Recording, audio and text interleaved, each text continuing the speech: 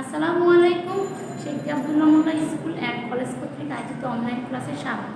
প্রিয় শিক্ষার্থীরা, কেমন আছো? আশা করি সবাই ভালো আছো, বাসায় আছো এবং নিরাপদে অবস্থান করছো। তোমাদের দোয়া ও ভালোবাসায় আমিও ভালো আছি এবং তোমাদের সামনে আবারও উপস্থিত হয়েছি সপ্তম শ্রেণীর বাংলাদেশ ও বিশ্ব পরিচয় বিষয়টি নিয়ে। আজকে আমি আলোচনা করব তোমাদের যে দ্বিতীয় মডেল টেস্ট পরীক্ষায় অষ্টম অধ্যায়টি রয়েছে, আমি সেটি আলোচনা করব। এবং অষ্টম অধ্যায়ে আমাদের যে অধ্যায়টি রয়েছে সেটির বিষয়বস্তু হচ্ছে কি, যে বাংলাদেশের জনসংখ্যার পরিচিতি। এবং আজকে আমরা প্রথম পাঠ আলোচনা করব। প্রথম পাঠে রয়েছে কি, পাঠ একে রয়েছে বাংলাদেশ সহ আঞ্চলিক কয়েকটি দেশের জনসংখ্যার তুলনা। বাংলাদেশ সহ আঞ্চলিক কয়েকটি দেশের জনসংখ্যার তুলনা আলোচনা করব। তাহলে মূল আলোচনা চলে যাই। যে জনসংখ্যা হচ্ছে কি একটি দেশের প্রধান শক্তি, এবং এটি তখনই শক্তি হবে যখন এটি দক্ষ হবে এবং শিক্ষিত হবে। আর যদি এটি দক্ষ এবং অশিক্ষিত হয়, দক্ষ না হয়, অদক্ষ হয় এবং অশিক্ষিত হয়, তাহলে এটি আমাদের জন্য কি শক্তি হবে না, এটি হবে আমাদের জন্য বোঝা, স্বরূপ হবে না, বোঝা হবে। আর এই জনসংখ্যাটা হতে হবে আয়তনের সাথে সামঞ্জস্যপূর্ণ। এটি কি আমাদের যে দেশ, যে কোনো দেশে বা আমাদের দেশে জনসংখ্যা যে রয়েছে সেটি আমাদেরকে আয়তনের সাথে সামঞ্জস্যপূর্ণ হতে হবে। যেমন বাংলাদেশের আয়তন কত? 1,47,570 বর্গ কিলোমিটার, তাই না? আমাদের আয়তন হচ্ছে কি 1,47,570 বর্গ কিলোমিটার। এই আয়তনের সাথে আমাদের দেশের জনসংখ্যার সামঞ্জস্যপূর্ণই হতে হবে, এবং সামঞ্জস্যপূর্ণ হলেই আমাদেরকে এটি আমাদের শক্তিতে রূপান্তর করা যাবে। তাহলে কি বাংলাদেশের যে আয়তন সেটি আমি বোর্ডে লিখেছি, তোমরা দেখতেই পাচ্ছ যে কি বাংলাদেশের আয়তন কত? 1,47,570 বর্গ কিলোমিটার। এই যে 1,47,570 বর্গ কিলোমিটার, এর তুলনায় আমাদের জনসংখ্যা কি একটু ঘন বসতিপূর্ণ, তাই না? মানে আমাদের জনসংখ্যা এই আয়তনের তুলনায় বেশি। তাহলে কি বাংলাদেশের কি দক্ষিণ এশিয়ার একটি ঘন বসতিপূর্ণ দেশ। বাংলাদেশ হচ্ছে দক্ষিণ এশিয়ার একটি ঘন বসতিপূর্ণ দেশ। আচ্ছা, তাহলে আমাদের যে আয়তনের সাথে সামঞ্জস্যপূর্ণ নয়, তাহলে এই আয়তনের সাথে সামঞ্জস্যপূর্ণ না হওয়াতে আমাদের জনসংখ্যার যে মাথা পিছু আয় কমে যাচ্ছে, কম হচ্ছে, বা ধরো যে বসতি করছে সেটি কি প্রতি বর্গ কিলোমিটারে একটু অতিরিক্ত পরিমাণ জনসংখ্যাই বসবাস করছে। তাহলে আমরা বোর্ডে দেখতে পাচ্ছি যে আমি লিখেছি কি, যে তোমরা দেখতে পাচ্ছ যে বোর্ডে লিখেছি 2001 সালে যে আমাদের আদমশুমারি হয়েছে সেই সম্পর্কে, সেই আদমশুমারিতে আমাদের দেশের জনসংখ্যার যে জরিপ করে পাওয়া গেছে সেই জনসংখ্যার জরিপটা আমি লিখেছি বোর্ডে, তোমরা দেখতে পাচ্ছ যে 2001 সালে আদমশুমারি অনুযায়ী মোট জনসংখ্যা হচ্ছে কত? 14,97,72,364। তাহলে তোমরা দেখতে পাচ্ছ বোর্ডে যে 14,97,72,364 জন হচ্ছে আমাদের জনসংখ্যা। এটি কত সালে আদমশুমারি অনুযায়ী? এটি 2011 সালের আদমশুমারি অনুযায়ী আমাদের জনসংখ্যা পরিমাণ ছিল এই যে আমরা যেটি পেয়েছি সেটি, তাই না? 14,97,72,364 জন হচ্ছে আমাদের জনসংখ্যা। এটি 2011 সালের আদমশুমারি করা হয়েছিল সেটি অনুযায়ী, এবং সেই অনুযায়ী যে আমাদের যে প্রতি বর্গ কিলোমিটারে বসবাস করে কত? 1015 জন। সেটি অনুযায়ী কি প্রতি বর্গ কিলোমিটারে প্রতি বর্গ কিলোমিটারে বসবাস করে কত? 1015 জন। এটি 2011 সালের আদমশুমারি অনুযায়ী তথ্য যে পাওয়া গেছে সে তথ্য জরিপ অনুযায়ী। তাহলে শিক্ষার্থীরা বুঝতে পারছো যে আমাদের দেশের যে আয়তন, সেই আয়তনের তুলনায় আমাদের দেশের জনসংখ্যার পরিমাণ বেশি, সেই জন্য আমাদের দেশে কি ঘন বসতিপূর্ণ। তাহলে যে 2011 সালে যে আদমশুমারি হয়েছে সেটি অনুযায়ী আমরা জনসংখ্যার তথ্যটা জানলাম। এখন আমরা জানবো যে 2015 এবং 16 সালে যে সাময়িক একটা জরিপ, এটা হচ্ছে সাময়িকভাবে জরিপটা করা হয়েছিল, সেই জরিপে জনসংখ্যার যে বৃদ্ধির হার বা জনসংখ্যার যে পরিমাণ সেটি আমরা জানবো। সেটি হচ্ছে গিয়ে কি দেখতে পাচ্ছ বলে যে 2015 ও 16 সালে হচ্ছে 15,99,00,000। এটা হচ্ছে সাময়িক যে জরিপ করা হয়েছিল, সেই সাময়িক জরিপ। যেহেতু আদমশুমারি করা হয় প্রতি 10 বছর পর পর, সেই 10 বছর পর পর করার কারণে আমরা 2011 সালে জানলাম তার মাঝখানে একটু সাময়িকভাবে জরিপ করা হয়েছিল, যদিও এটা আদমশুমারি নয়, যে আদমশুমারি করা হয় 10 বছর পর পর, সেই অনুযায়ী আমরা 2015 ও 16 সালের সাময়িক একটা জরিপে জানলাম কি যে আমাদের 2016, 15 এবং 16 সালের হচ্ছে কি আমাদের দেশের জনসংখ্যা হচ্ছে 15,99,00,000। এটা হচ্ছে কি সাময়িক জরিপে। তাহলে কি যে 2015 ও 16 সালে হচ্ছে কি 15,99,00,000 হচ্ছে আমাদের দেশের জনসংখ্যা। বর্তমানে যে আমাদের জনসংখ্যার যে বার্ষিক বৃদ্ধির হার সেটি সম্পর্কে আমরা জানি। বর্তমানে জনসংখ্যার বার্ষিক বৃদ্ধির হার কত? তোমরা দেখতেই পাচ্ছ যে বর্তমানে জনসংখ্যার বার্ষিক বৃদ্ধির হারটা আমি বোর্ডে লিখেছি, তোমরা একটু খেয়াল করে দেখো। সেটা হচ্ছে কি কত? বর্তমানে জনসংখ্যার বার্ষিক বৃদ্ধি হচ্ছে 1.37%। 1.37%। এটি হচ্ছে কি বর্তমানে যে আমাদের জনসংখ্যার যে বৃদ্ধির হার সেটি, এবং এটি বার্ষিক হার, তাই না? তাহলে 1.37%। এবং এটি 2001 সালে ছিল কত? 2001 সালে একটু বেশি ছিল, তাই না? এটি 2001 সালে ছিল 1.59%। 1.59%। এটি হচ্ছে কি 2001 সালের বার্ষিক বৃদ্ধির হার, তাই না? আর আমরা দেখতে পাচ্ছি যে বর্তমানের যে বার্ষিক বৃদ্ধির হার সেটি তুলনামূলক কমে গিয়েছে। আমাদের জনসংখ্যার বৃদ্ধির হার তুলনামূলক কমে গিয়েছে, তাই না? কীভাবে? দেখো 2001 সালে যেটা করা হয়েছিল 1.59%, সেটির তুলনায় বর্তমানে হচ্ছে কি 1.37%। তাহলে কি বর্তমানে কি হয়েছে যে আমাদের জনসংখ্যা বৃদ্ধির হার কমছে। এটি আমরা বুঝতে পেরেছি কীভাবে? বার্ষিক বৃদ্ধির হার দেখে।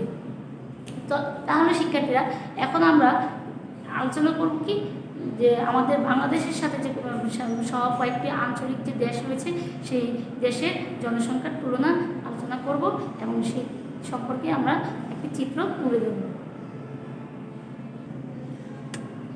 তাহলে শিক্ষার্থীরা আমরা বলেছিলাম যে কি বাংলাদেশ কয়েকটি বাংলাদেশ যে আঞ্চলিক কয়েকটি দেশে কি জনসংখ্যার তুলনা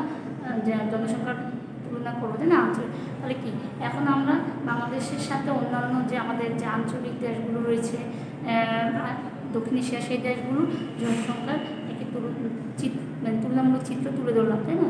দেখো তোমরা স্ক্রিনে দেখতেই পাচ্ছ।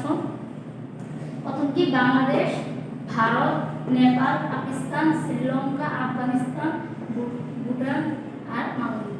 ভুটান এবং মালদ্বীপ, তাই না?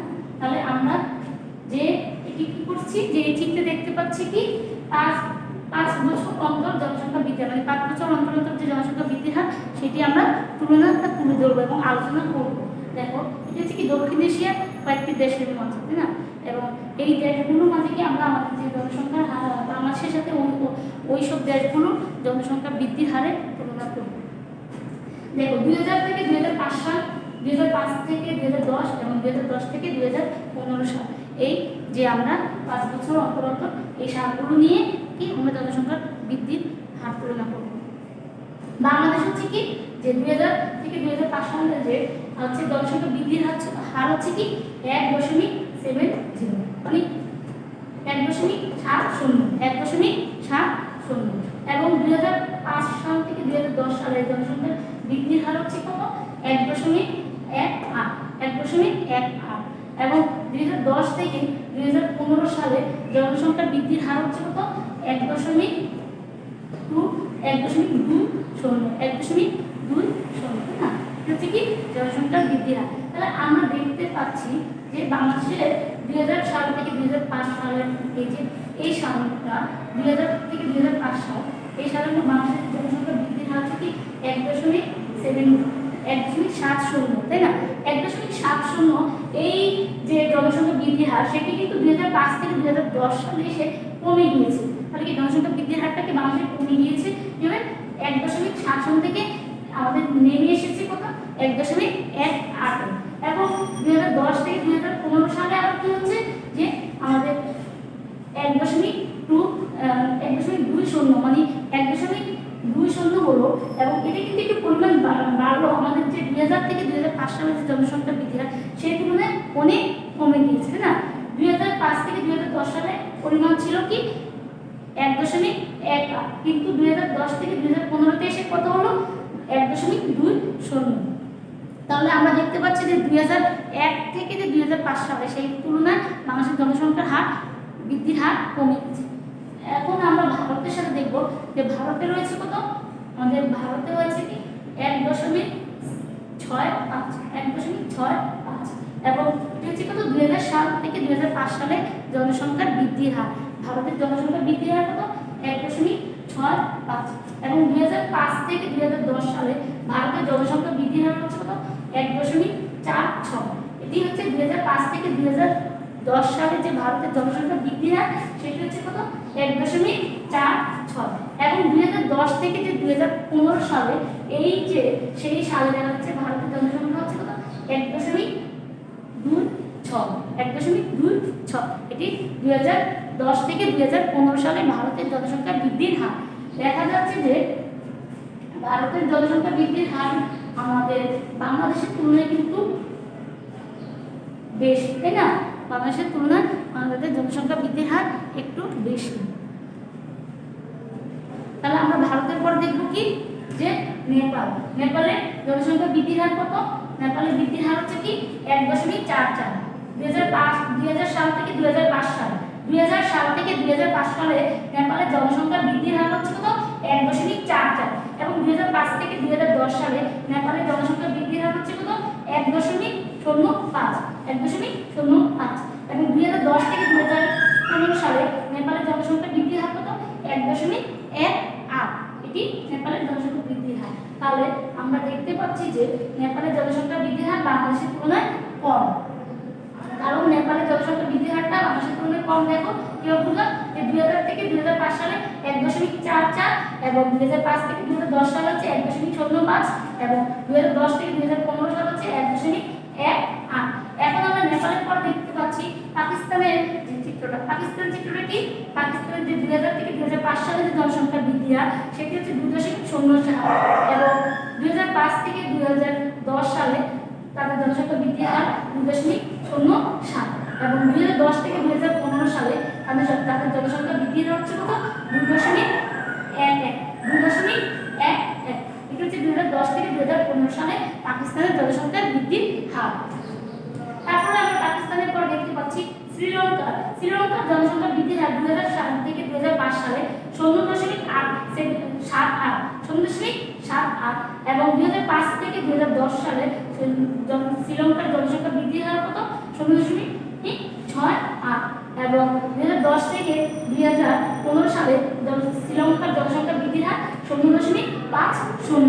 তাহলে কি যে শ্রীলঙ্কার জনসংখ্যার হার দেখতে পাচ্ছি যে দক্ষিণ এশিয়ার দেশগুলোর মধ্যে শ্রীলঙ্কার জনসংখ্যার হার সবচেয়ে বেশি, মানে বৃদ্ধির হার সবচেয়ে কম। তাহলে কি দক্ষিণ এশিয়ার দেশগুলোর মধ্যে যে শ্রীলঙ্কার জনসংখ্যা বৃদ্ধির হার তুলনামূলক চিত্রে দেখতে পাচ্ছি কি সবচেয়ে কম। তারপর আফগানিস্তানের জনসংখ্যা বৃদ্ধির হার হচ্ছে 2000 সাল থেকে 2005 সালে 4.28। এটি হচ্ছে 2000 সাল থেকে 2005 সালে হচ্ছে কত 4.28। 2005 থেকে 2010 সাল হচ্ছে কি 2.73 এবং 2010 থেকে 2015 সাল হচ্ছে কি 3.02। এটি হচ্ছে 2010 থেকে 2015 সালে আফগানিস্তানের জনসংখ্যা বৃদ্ধির হার। এরপর আমরা ভুটানের জনসংখ্যা বৃদ্ধির হার। ভুটানের হচ্ছে গিয়ে 2000 সাল থেকে 2005 সালে জনসংখ্যা বৃদ্ধির হার হচ্ছে কত 2.87 এবং 2005 থেকে 2010 সালে ভুটানের জনসংখ্যা বৃদ্ধির হার হচ্ছে 2.02। এটা হচ্ছে 2005 থেকে 2010 সালে 2.02 এবং 2010 থেকে 2015 সালে হচ্ছে কি 1.46। এটা হচ্ছে ভুটান জনসংখ্যার বৃদ্ধির হার। এবার আমরা দেখি মালদ্বীপের জনসংখ্যার বৃদ্ধির হার। মালদ্বীপের জনসংখ্যা বৃদ্ধি হচ্ছে কি 2000 সাল থেকে 2005 সাল, যে এই 5 বছর মধ্যে জনসংখ্যা বৃদ্ধির হার কত 1.68। এটি 5 বছর অন্তর অন্তর যে জরিপ মানে জনসংখ্যা বৃদ্ধি হার আমরা সেটি তুলনামূলক চিত্রটা আলোচনা করছি। তাহলে মালদ্বীপের যে 2000 থেকে 2005 সালে জনসংখ্যা বৃদ্ধি হার কত 1.68। 2005 থেকে 2010 সালে এটি এটি হচ্ছে কত 1.73। এটি মালদ্বীপে 2005 থেকে 2010 সালে যে জনসংখ্যা বৃদ্ধি হার সেটি হচ্ছে কি 1.73 এবং 2010 থেকে 2015 সালে জনসংখ্যা বৃদ্ধির হার মালদ্বীপে হচ্ছে কি 1.79। এটি 2010 থেকে 2015 সালে মালদ্বীপের জনসংখ্যা বৃদ্ধির হার কত 1.79। তাহলে আমরা যে চিত্রটা দেখছি বা এই সারণীতে আমরা দেখতে পাচ্ছি কি যে আমরা দক্ষিণ এশিয়ার যে আঞ্চলিক কয়েকটি দেশ মানে সার্কভুক্ত যে দেশগুলো সেগুলো জনসংখ্যা বৃদ্ধির হার আমরা তুলনা করলাম। এটি করার পর আমরা বুঝতে পারলাম যে বাংলাদেশের তুলনায় জনসংখ্যা বৃদ্ধির হার কম হচ্ছে কি নেপাল এবং শ্রীলঙ্কা। নেপাল এবং শ্রীলঙ্কা হচ্ছে বাংলাদেশের তুলনায় জনসংখ্যা বৃদ্ধির হার কম।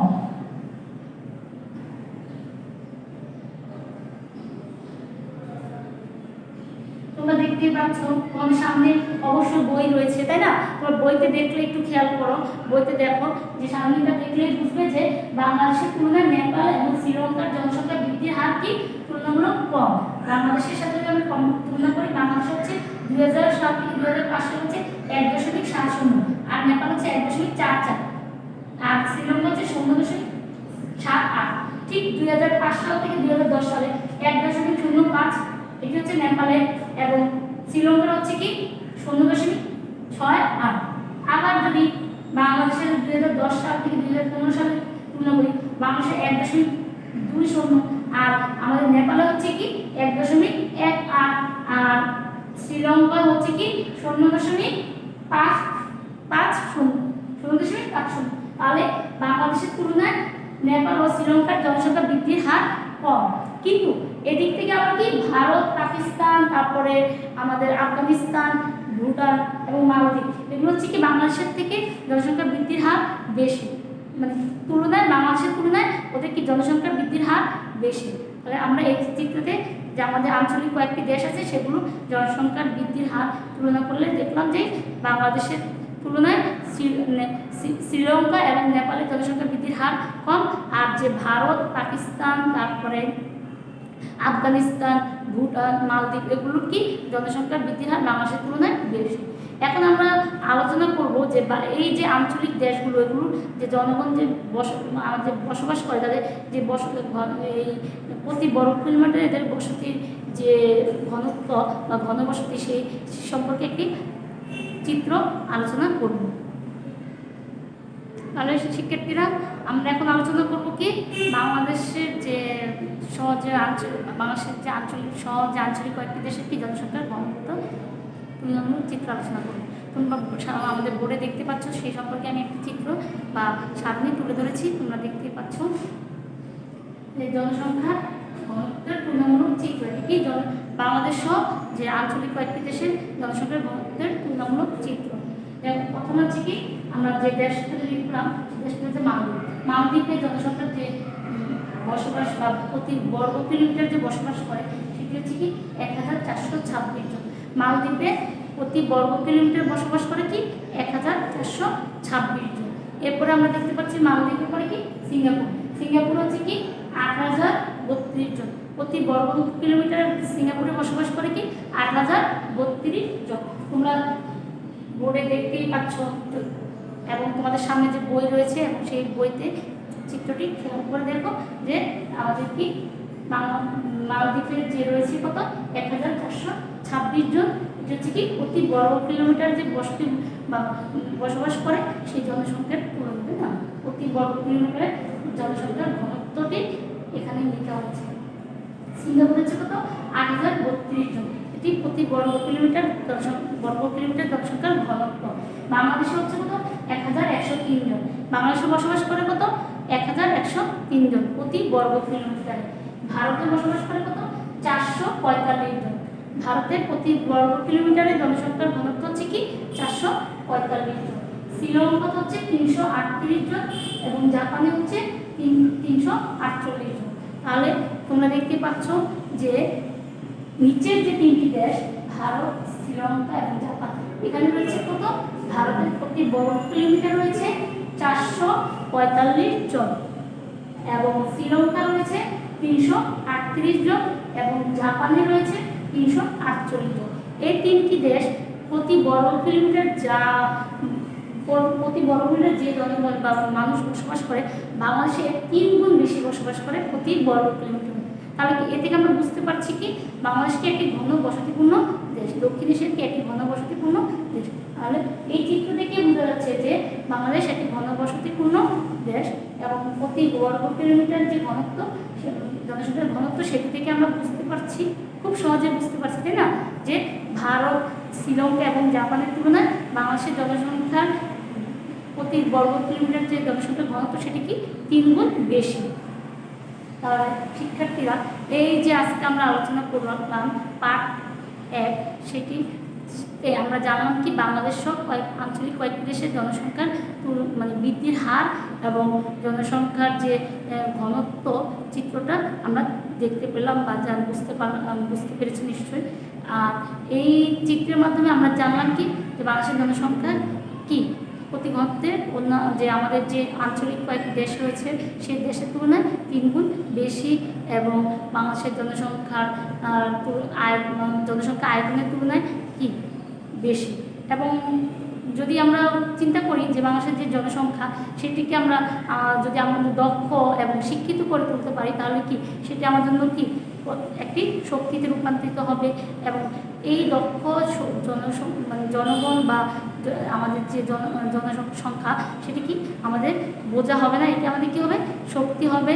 আমরা এটিকে যদি সঠিকভাবে পরিচালনা করতে পারি, দক্ষভাবে তৈরি করতে পারি বা ধরো শিক্ষিত করে তুলতে পারি তাহলে কি আমাদের এই জনসংখ্যা আমাদের জন্য কি শক্তি হিসাবে গণ্য করা হবে এবং এটি আমাদের দেশের একটি মানব সম্পদ যে বলা হয় দেশের মানব সম্পদ হিসেবে বিবেচিত হবে। তাহলে আজকে আমরা এই পর্যন্তই আলোচনা করলাম। তোমরা বাসায় বেশি বেশি অনুশীলন করবে এবং এই পার্ট 1 যে আলোচনা করলাম সেটি ভাষায় প্র্যাকটিস করবে, সারণীগুলো দেখবে।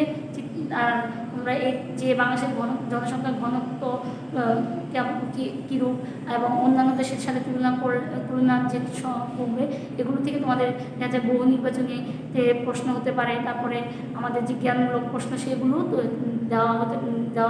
দেওয়া যায় বা দিতেও পারে টিচার, তাই না। তা এই সারণীগুলো বা চিত্রগুলো ভালোভাবে ভাষায় প্র্যাকটিস করবে এবং বেশি বেশি অনুশীলন করবে। আর যেটি হচ্ছে তোমরা বাসায় বেশি বেশি পড়ালেখা করো, বাবা মায়ের কথা শুনো। এই বলে আজকে আমি ওদের কাছ থেকে বিদায় নিচ্ছি। আগামী ক্লাসে ইনশাল্লাহ ওদের সাথে আবার দেখা হবে। আর আমরা সবাই ভালো বাসায় থাকবো এবং ভালো থাকবো এবং নিরাপদে অবস্থান করবো। এই বলে আজকে শেষ করলাম। আসসালামু আলাইকুম।